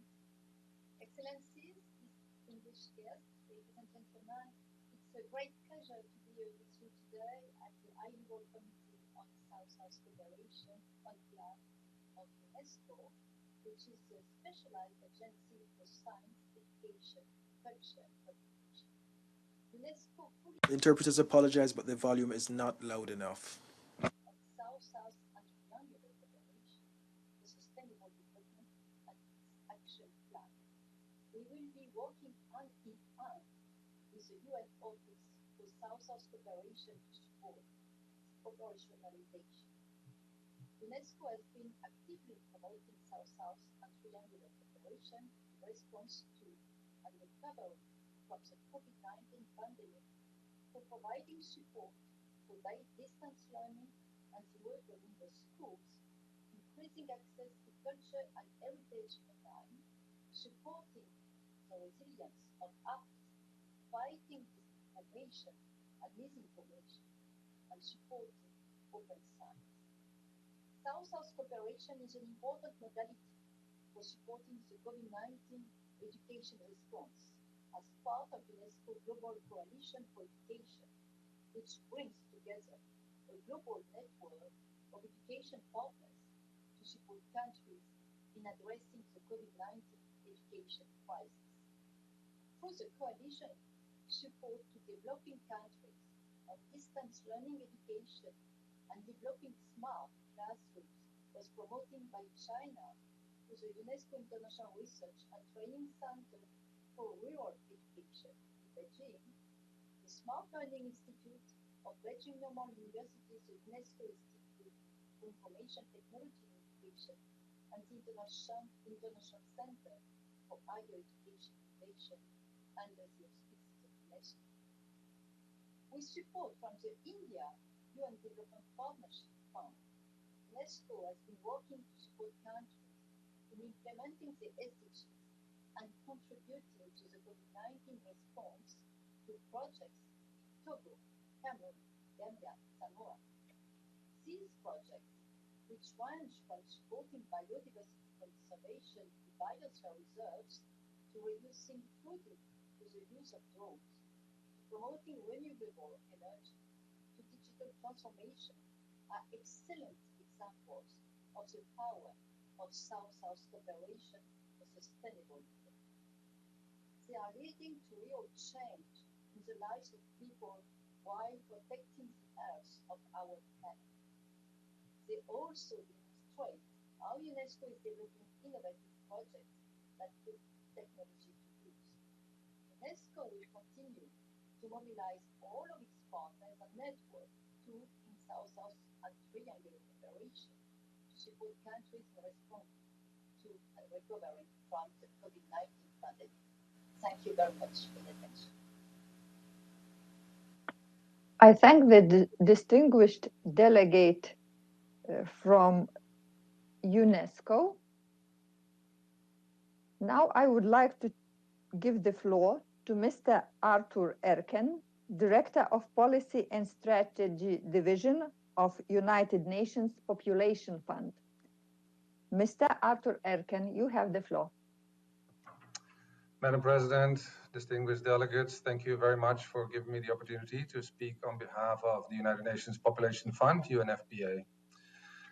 South-South and triangular cooperation is a critical part of our efforts to achieve the SDGs, and of course, in particular for achieving SDG 17. But it's also an integral element of the program of action of the International Conference on Population and Development. With decades of socioeconomic development, countries from the global south have been able to acquire a considerable amount of knowledge, know-how, skills, and expertise in development, including in sexual and reproductive health and population and development issues. More and more countries are now very keen to share their resources and experiences with fellow developing countries for their sustainable socioeconomic development. Responding to this opportunity, UNFPA considers partnerships through SSTC, or South-South and Triangular Cooperation, as one of the most effective ways in promoting such cooperation. Accordingly, UNFPA has made proactive efforts in networking and partnering with UN member countries and national and international organizations in promoting South-South and Triangular Cooperation, such as through the multilateral organization partners in population and development, with a membership of 27 countries, including some of the most populous countries in the world. UNFPA has been working closely with partner UN agencies under the able coordination of the UN Office for South-South Cooperation in promoting South-South cooperation. The production of a first ever thorough UN system-wide strategy for South-South and triangular cooperation is a great example of the One UN process in real action. Madam President, also in recognizing the opportunities available for promoting knowledge and skills sharing among developing countries, UNFPA in its strategic plan 2018-2021 elevated partnerships and coordination together with South-South cooperation as one of its main modes of engagement in programming. UNFPA's engagement in South-South and triangular cooperation is focused on ensuring that the actions we support are demand-driven, nationally owned, and in line with the principles adopted at the BAPA and reaffirmed at BAPA plus 40, and are also evidence-informed and fully aligned with international economic, social, and environmental standards.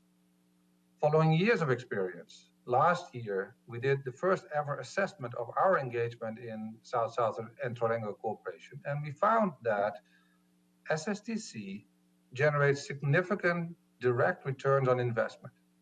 The study of a specific SSTC case on midwifery in Thailand, for example, found that for every dollar invested, there was a $4 rate of social returns. We also found that SSTC generates knowledge that is highly relevant to development contexts, thus providing effectiveness and efficiency in achieving results. Moreover, SSTC mobilizes domestic financing as governments realize that their investment in SSTC not only enables them to meet their own development objectives, but also contributes to relationship building with other countries. And finally, South-South and triangular cooperation has significant knock-on effects in the form of scaled-up partnerships, expansion to other thematic or geographical areas, and contributes to the creation of peaceful and harmonious relationships among countries. Madam President, in view of the above, we at UNFPA are committed to scale up South-South and triangular cooperation as a program strategy in its own right under the new strategic plan that we are currently discussing for 2022-2025. This move is also aligned with the recommendations of an independent evaluation of UNFPA's work in South-South and triangular cooperation, recently conducted, covering the period from 2019 to 2020. We will continue to create knowledge and share it widely. Programmatic best practices will be shared through the UN South-South Galaxy online platform. Guided by our BAPA commitments, we will continue to strengthen the capacity of countries and agencies to do South-South and triangular cooperation, including strengthening national policies and coordinating mechanisms to conduct such cooperation, as well as monitoring and reporting progress. UNFPA will continue to be championing South-South and Teranga cooperation as one of the most important accelerators towards achieving the ICPD program of action, and in particular, the 3 zeros that the international community is determined to reach by 2030, namely 0 preventable maternal deaths, 0 unmet need for family planning, and 0 gender-based violence and other harmful practices against women and girls. I thank you for your attention. I thank Mr. Erken, the distinguished representative of United Nations Population Fund, for his statement. Now I would like to ask the Secretariat to try us to connect with Mr. Jehangir Khan, Director of United Nations Office of Counterterrorism.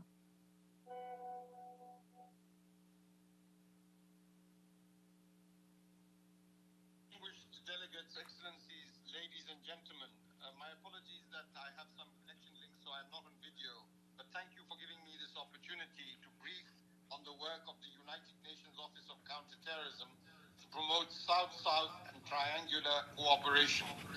We are pleased to take part in the 20th session of the High-Level Committee on South-South Cooperation, which is an important milestone in the creation of a collaborative path forward. Promoting South-South cooperation is a key priority for us, for our Office of Counterterrorism. The devastating impacts of terrorism and violent extremism continue to be borne most heavily by those living in developing countries. Efforts to counter and prevent terrorism and violent extremism and to deliver the ambitious and transformational 2030 Agenda for Sustainable Development are closely linked and virtually and mutually reinforcing.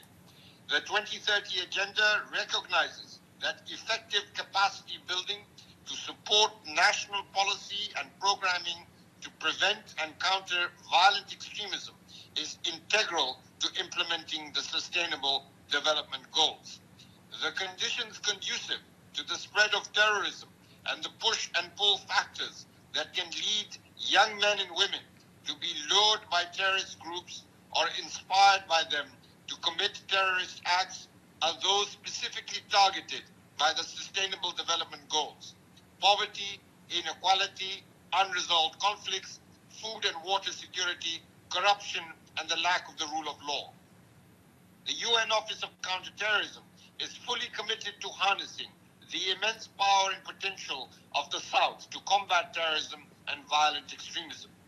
We are encouraging national ownership of counterterrorism efforts and promoting inclusive all of society and all of government approaches, including by fully engaging women and young people in a meaningful way. We are identifying and sharing innovative and successful global South-generated policies and initiatives which respond to the specific challenges faced by developing countries in tackling terrorism.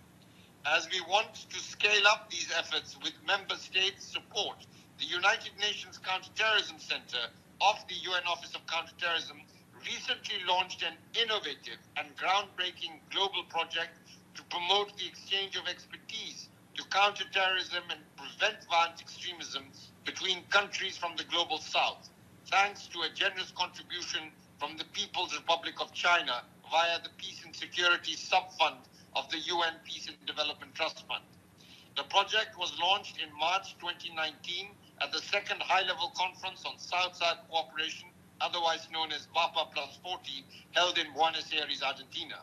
The project is opportune since its objectives are in line with the BAPA Plus 40 outcome document, which calls on the United Nations development system to assist in building national capacities to promote the sharing of good practices from the South and to assist in identifying potential cooperation partners.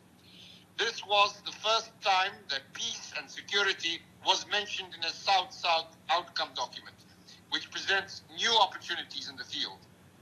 The project includes the creation of a network of experts from the Global South to be hosted on a South-South Galaxy, which is the well-known digital interactive platform managed by the UN Office for South-South Cooperation, with which we have excellent cooperation, as well as the publication of a handbook on Global South initiatives in the field of preventing violent extremism and countering terrorism. In addition, we are working with interested member states from the South, such as Pakistan and Niger, to facilitate the provision of technical assistance and foster the exchange of South-South experiences and knowledge with other states of the Global South. Through these activities, we are promoting South-South cooperation in the field of preventing violent extremism and countering terrorism within the framework of the Sustainable Development Goal 16 specifically.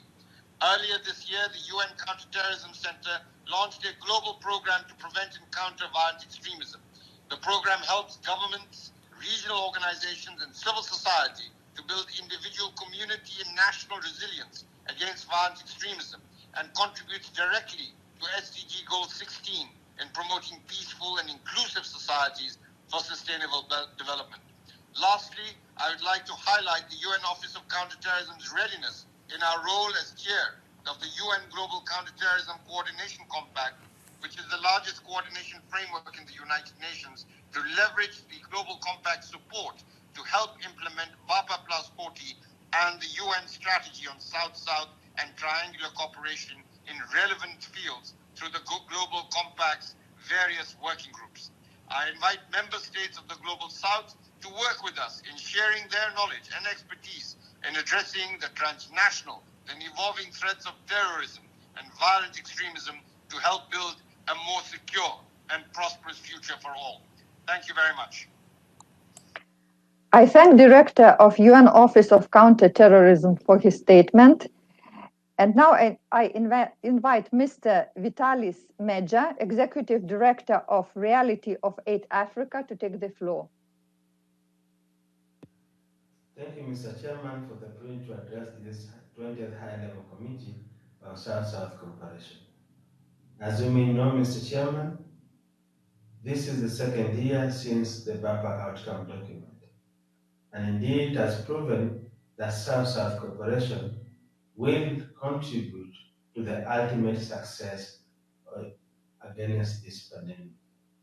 South-South cooperation already provides adequate resources, both in terms of technology, vaccination, and networks through which the global world is using to respond to the pandemic. Civil society, Mr. Chairman, have not been left out. Civil society are contributing, mobilizing resources, mobilizing the population to respond to the government initiatives and programs on vaccination, but also providing resilience that is necessary to overcome the pandemic.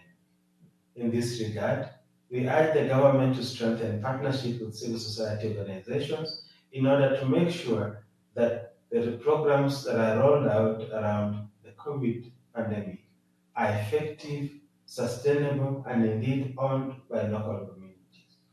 Mr. Chairman, it is important that we continue creating an enabling environment to facilitate activities and initiatives of civil society, but most importantly, enhance partnership, which is crucial in ensuring that the global work is effective and indeed employs a whole society approach in accelerating not only the achievement of SDGs, but getting us out of this human catastrophe that we find ourselves in the name of COVID-19. I thank you, Mr. Chair. I thank Executive Director of Reality of Aid Africa. And now I give the floor to our last speaker, Dr. Graciela Janowski, founder and president of Regional Coordination for the Americas from Argentina Foundation for Nations in the Path for Truth. I'd like to thank the authorities for this opportunity. On behalf of our founder of the Argentina Foundation Nations in the Path for Truth, we highlight the importance of understanding nature and the genuine role of the United Nations in promoting international cooperation. we also believe in giving priority to the commonwealth of all peoples of the world. We believe that there's a responsibility for states to protect and to increase this protection to citizens.